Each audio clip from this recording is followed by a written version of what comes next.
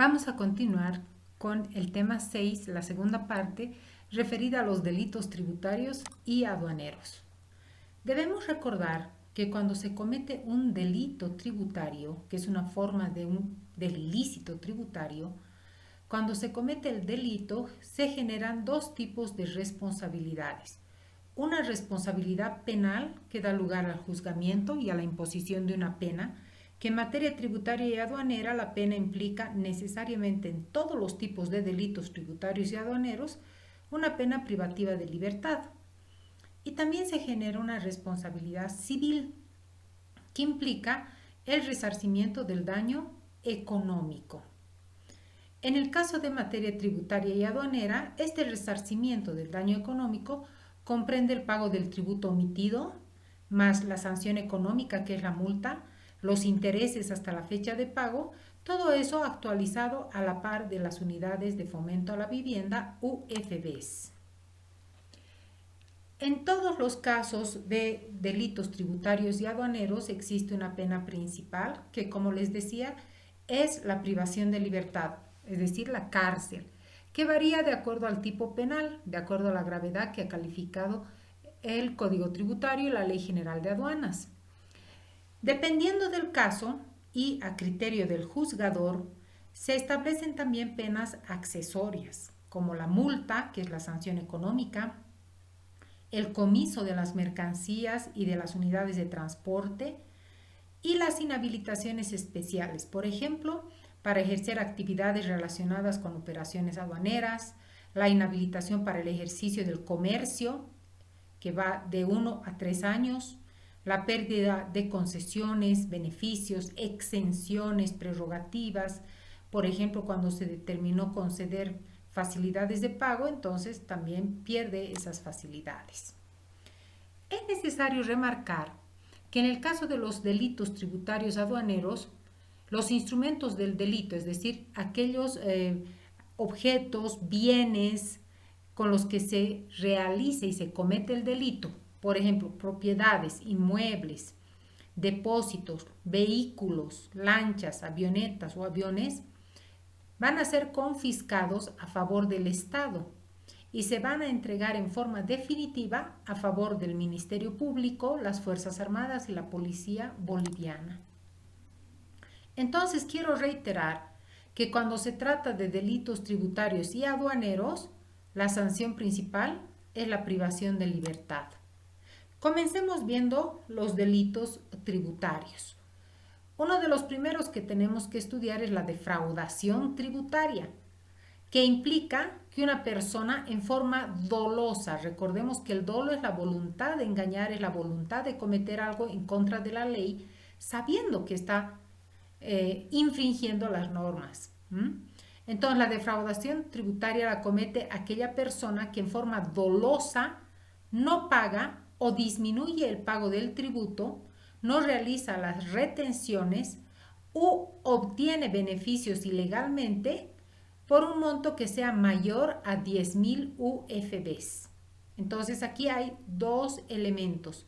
Primer elemento, incurrir en una de estas conductas, no pagar, pagar menos o no efectuar las retenciones o percibir algún beneficio, primer elemento. Y segundo, el monto tiene que ser por más de 10.000 UFBs. La sanción es la privación de libertad, que oscila entre 3 a 6 años. El juez va a calificar cuánto, pero sí también está establecida la multa del doble, el 100%, y dependiendo del caso el juez aplicará la inhabilitación pertinente.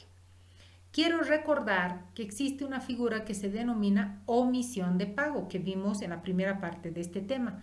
En la omisión de pago también existe una conducta de no pagar o de pagar menos, pero no existe este elemento fundamental que es el dolo. En cambio, aquí en la defraudación tributaria, por ejemplo, ¿cómo se puede configurar este delito cuando se lleva doble contabilidad?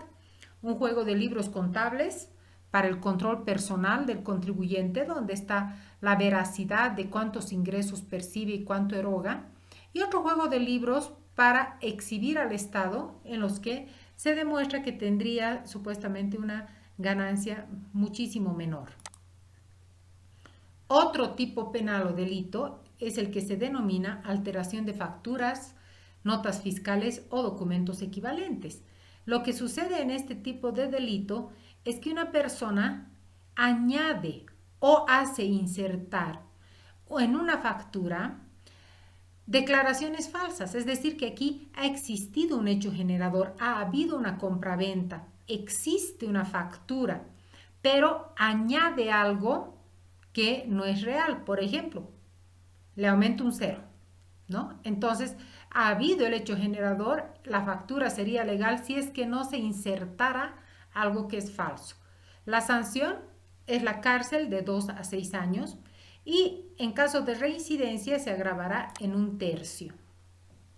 También tenemos el delito de defraudación aduanera, que se comete de diferentes formas. Por ejemplo, cuando se hace una descripción falsa en las declaraciones de mercancías, o cuando se declara cantidad, valor, peso, calidad diferente en esos documentos.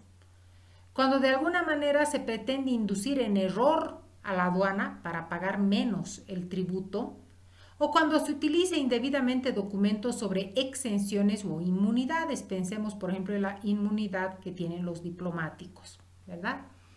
Entonces, aquí existe también un monto. La defraudación aduanera va a tener pena privativa de libertad de 5 a 10 años siempre que la cuantía defraudada al Estado sea mayor a 50.000 UFBs. Necesariamente va a ir acompañada de la multa económica del 100% del tributo, también sin perjuicio de las inhabilitaciones. Otro delito se denomina instigación pública a no pagar tributos.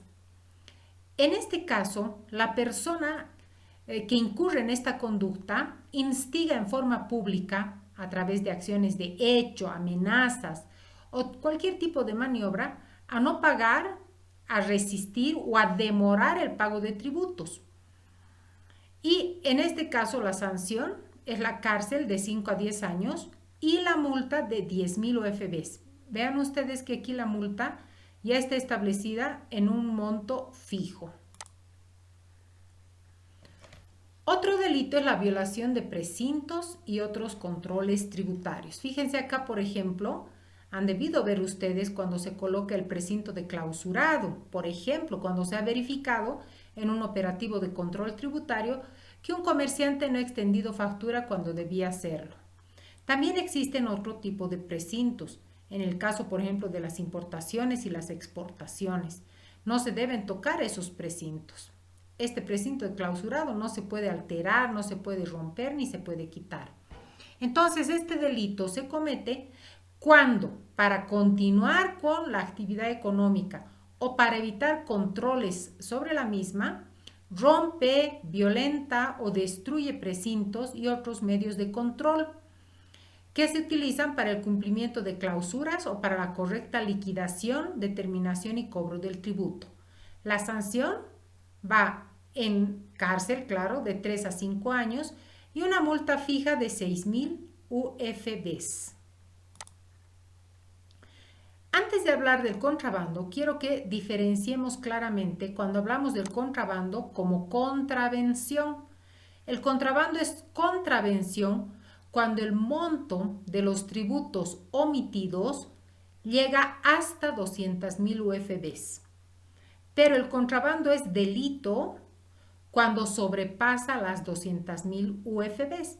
Y eso es muy importante diferenciar, porque cuando es contravención no tiene pena privativa de libertad.